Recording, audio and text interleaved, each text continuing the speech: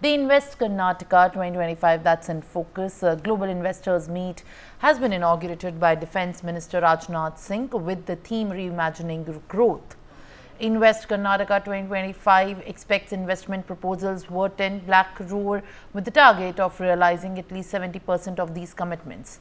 Representatives from 19 countries are engaging in investment dialogues at Bangalore's Palace Ground. The expo is focusing on fostering cross-sector collaborations and investment, enabling the knowledge sharing between the leaders and also the leading enterprises, research institutions and policy makers as well. Featuring more than 75 marquee speakers over 25 technical sessions, more than 10 countries sessions and SME Connect discussions.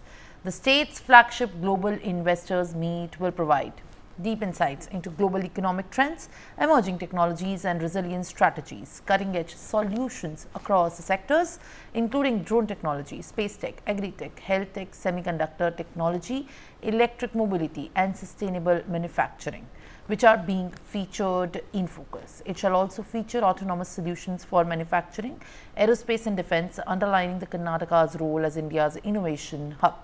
The expo is all set to host a diverse mix of global industry leaders, high-growth startups and research-driven enterprises, providing them with an opportunity to connect with the potential investors, policymakers and technology partners.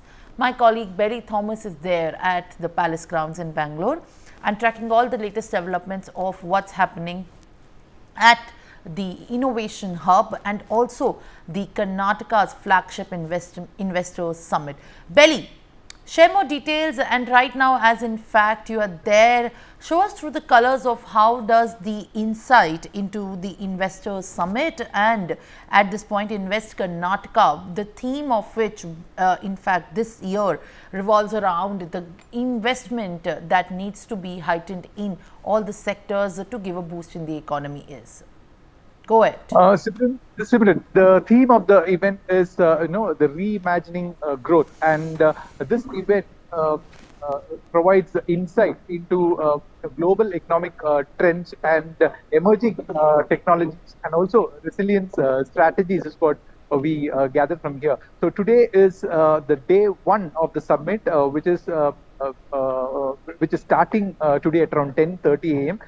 It would be kick-starting in some. So yesterday was the inaugural event, and this flagship event would be there until February 14th evening, with ending with a validatory function by Mallikarjun Kharge. So until then, there would be several sessions and interesting economic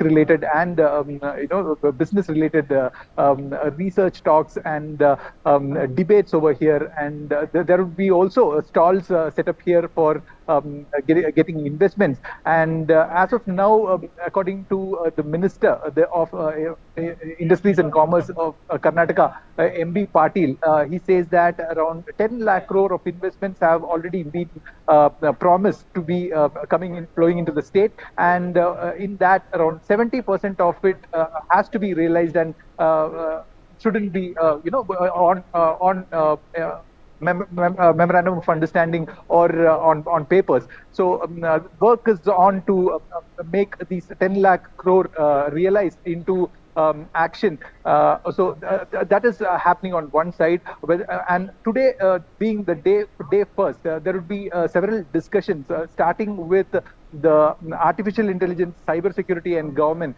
and building resilience, digital resilience in the uncertain world, and following by innovations of future and resilient pathways, chartering India's economic growth on the global amid the global challenges. And there is another talk show, or you can call it a fireside chat, which is leading the change of young innovators shaping India's future.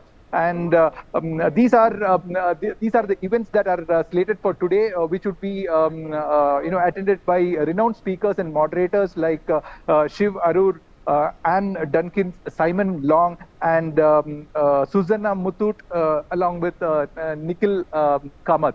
So these are lined up for today, which is about to start in some minutes. After which we can bring to you certain things. Well, all right. In fact, Belly, as more details are also being tracked at this point of time as far as Invest Karnataka is concerned, and as there are in fact more developments that are going to be taking place as far as investment in technology and investment in other sectors like clean energy and tech is concerned. More details are also in fact followed up, and joining me live also is my colleague Uday Pratap Singh from Karnataka. Uday, it looks like another day of heavy investment, in fact, that could be seen at the center stage for the summit of 2025 in Bengaluru, where the flagship program is underway. At the helm of these deliberations, which will be taking place and specifically taking shape today, what is the highlight that's going to in fact be at the center? Share more details, Uday. Well, absolutely. It's, of course, the big day one today, Simran, of this 3-day Invest Karnataka meet. Yesterday, of course, was the inauguration in which we did see a plethora of dignitaries, from the Union Defence Minister Rajnath Singh to the Chief Minister of Karnataka, to the Deputy Chief Minister of Karnataka, to Union Minister, from the centre, Prahlad Joshi, and of course also Industries Minister M.B. Patil, who's been spearheading this initiative, and of course a gamut of industrialists as well, from Anand Mahindra of the Mahindra Group to Sachin Jindal of the JSW Group, to also Kiran Majumdar Shaw of Biocon, and Gitanjali Kirloskar of the Kirloskar Group. But as far as today is concerned, Simran, yes, today is a very crucial day, because today the inauguration session, the first session for the day in the morning, in fact, is with the former Chief Information Officer of US Department of Energy. Remember, energy is a big focus this time of Invest Karnataka. Energy, tech and AI, these are really the focus sectors this time of the Invest Karnataka Summit. And that's why